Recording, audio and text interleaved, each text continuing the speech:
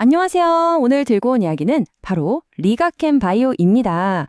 최근 미래에셋증권에서 목표 주가를 아주 파격적으로 올렸는데요. 도대체 어떤 이유 때문에 이렇게 높은 평가를 내렸는지 그 핵심 근거들을 지금부터 속 시원하게 파헤쳐 보겠습니다. 바로 시작할게요. 자, 바로 이 숫자부터 보시죠. 23만 원. 미래에셋증권이 리가캠바이오의 새로운 목표 주가로 제시한 금액입니다.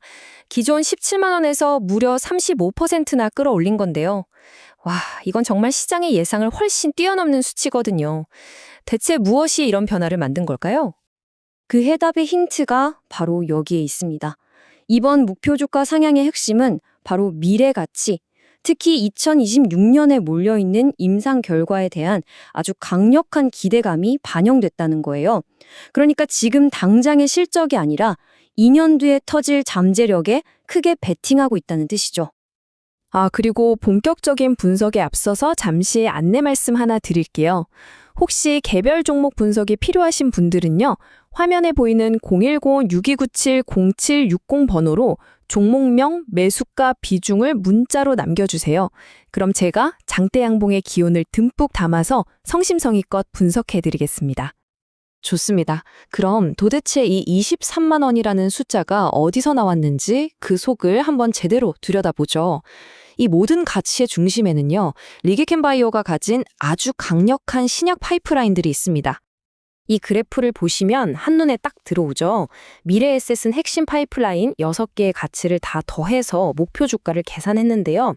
그중에서도 가장 비중이 큰 탑3를 보면 LCB84가 약 1조 9,500억, LCB14가 약 1조 4,700억, 그리고 LCB71이 약 1조 2,300억 원의 가치를 인정받았어요.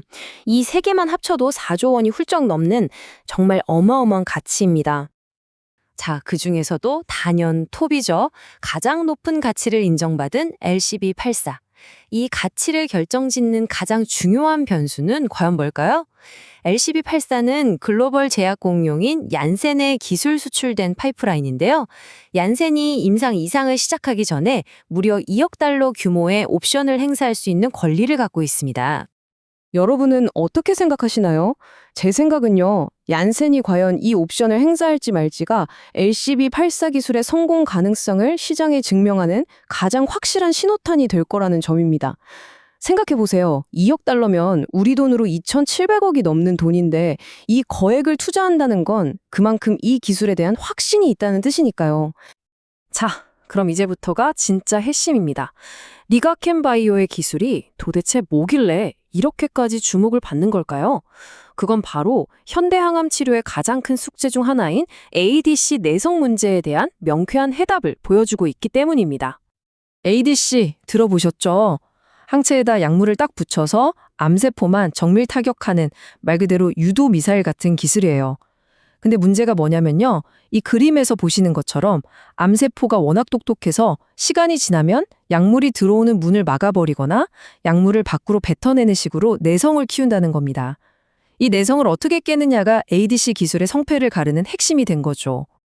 바로 이 지점에서 리가캠 바이오의 진가가 드러납니다.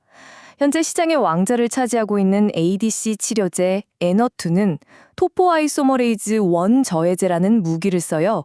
그런데 리가캠의 핵심 파이프라인 IKS1404, 즉 LCB14는 MMAF라는 전혀 다른 방식의 무기를 장착했습니다. 이게 뭘 의미하냐면요. 에너투라는 무기에 내성이 생긴 암세포에게도 효과를 보일 가능성이 아주 높다는 뜻입니다. 그리고 이건 그냥 그럴 것이다 하는 추측이 아니에요. 실제 임상 디자인부터 이걸 제대로 노렸습니다. 이 슬라이드를 보시면 IKS014 임상 1상은 그냥 약 용량만 늘려본 게 아니고요. 코호트 A처럼 아예 에너투 치료 경험이 있는 환자들만 따로 모아서 약효를 테스트하도록 설계됐어요. 처음부터 내성 극복을 정조준한 거죠. 자, 그리고 드디어 결과입니다. 이 슬라이드가 정말 흥미로운 부분인데요. 이 워터폴 차트 한번 보세요. 기존 치료제인 에너투에 더 이상 반응하지 않던, 그러니까 사실상 치료를 포기할 수도 있었던 환자 4명에게 IKS014를 투여했더니 무려 3명에게서 암 크기가 줄어드는 부분 반응이 나타났습니다.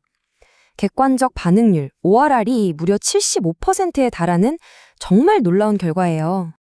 물론 4명이라는 숫자가 적다고 생각하실 수도 있어요. 하지만 이 결과가 갖는 의미는 결코 작지 않습니다. 여러분, 이 결과가 왜 이렇게까지 중요하다고 하는 걸까요? 제 생각은요, 이건 단순히 효과가 좀 있었다 수준을 넘어서는 겁니다. 엔허2 내성이라는 그동안 뾰족한 수가 없었던 거대한 미충족 의료 수요에 대해 우리가 답을 찾았다고 세상에 외치는 것과 같은 강력한 증거이기 때문입니다. 새로운 치료제가 절실한 수많은 환자들에게 정말 큰 희망을 주는 신호인 거죠. 효과만큼이나 중요한 게 또 안전성이잖아요. 다행히 IKS-014는 이 부분에서도 합격점을 받았습니다. 대부분의 부작용이 경미한 수준이었고요. 특히 이 계열 약물에서 종종 문제가 되는 심각한 수준의 안구 독성은 단 1.6%로 아주 낮게 나타났습니다.